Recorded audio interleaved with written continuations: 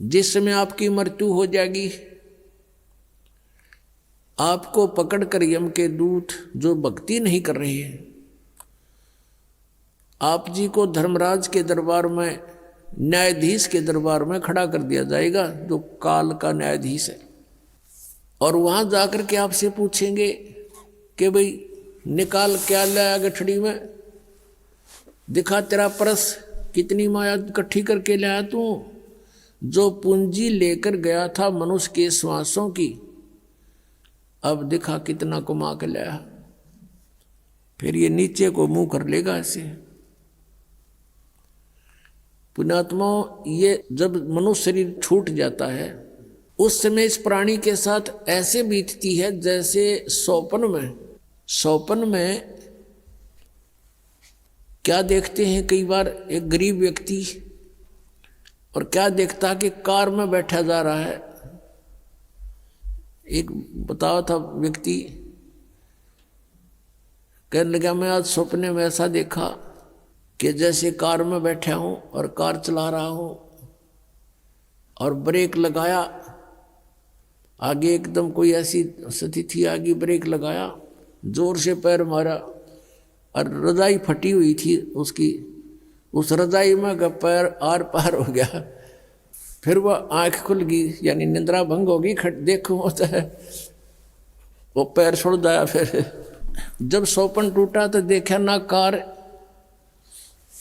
और कुछ भी नहीं, और वो सपने में देख रहा खूब जोरते, उसका पेटा है ना भर रहा।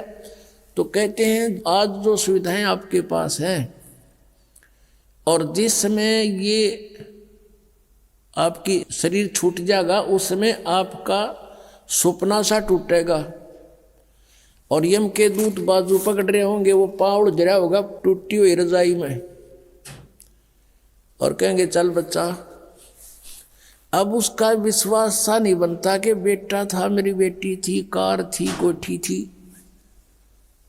कहाँ थी, चल अब बताएंगे तरीके थी। यहाँ बताते हैं कि ये सौपन जब टूट जाता है, जब इसका समझ में आ कुछ भी ना था, मैं तो वैसे ही दुखी हो रहा था कार में, कदे ब्रेक लाऊं था, कदे गियर बदलूं था, और था कुछ भी को नहीं। तो ये जो आज आप देख रहे हो, जब सपना टूटेगा, आपका मृत्यु होगी, आपको ऐसा लगेगा अरे के था, कौन सा बेटा, कहाँ बेटी, कहाँ कोठी, कुछ भी नहीं था। अब समझ लेना सपने के बाद आपको क्या प्राप्त होता है, याद रह जाती है वो। तो धर्मराज के दरबार में जा करके इसको खड़ा कर दिया जाता है। फिर वो पूछता भाई निकाल, उसको तो मालूम तो होता है ये सारा। तो फिर वो क्या बहाना मिलाता है, क्योंकि उसको याद आ जाती है कि मैं वायदा करके गया था भगवान से, हे परमात्मा जे ईब के मनुष्य शरीर मुझे मिल जावे तो मैं सदा भगवान याद करूंगा, पेट के लिए थोड़ा बहुत कार्य भी करूंगा, लेकिन ज्यादा समय मालिक तेरी याद में बिताऊंगा। अब मुझे सब याद आ गया है। उस समय उसको पिछले पुण्यों जन्म जन्मांतरों के सारे दुख याद आ जाते हैं, और जब ये मनुष्य शरीर प्राप्त करके वहां से चलता है, इसको बार बार समझाया जाता है कि अब के गलती मत करना। तो ये कहता नहीं जी, पीछे गलती बनी सो बनी, आगे नहीं करूंगा। माँ के गर्भ में भी इसको याद रहता है। माँ के गर्भ से बाहर आते ही इसके ऊपर तीनों गुणों का ऐसा एकदम प्रभाव बन जाता है,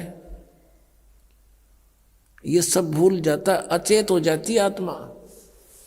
इसको नए सिरे से पढ़ाई कराई जाती है, ये तेरा चाचा, ये तेरी चाची, ये माता, ये पिता, ये बुआ या माँ, ऐसे, और नए सिरे से इसको पढ़ाया जाता है।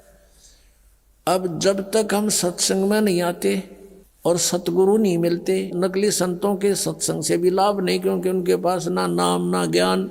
उद्देश्य उनका अवश्य है कि हम सत्संग सुनावा, लेकिन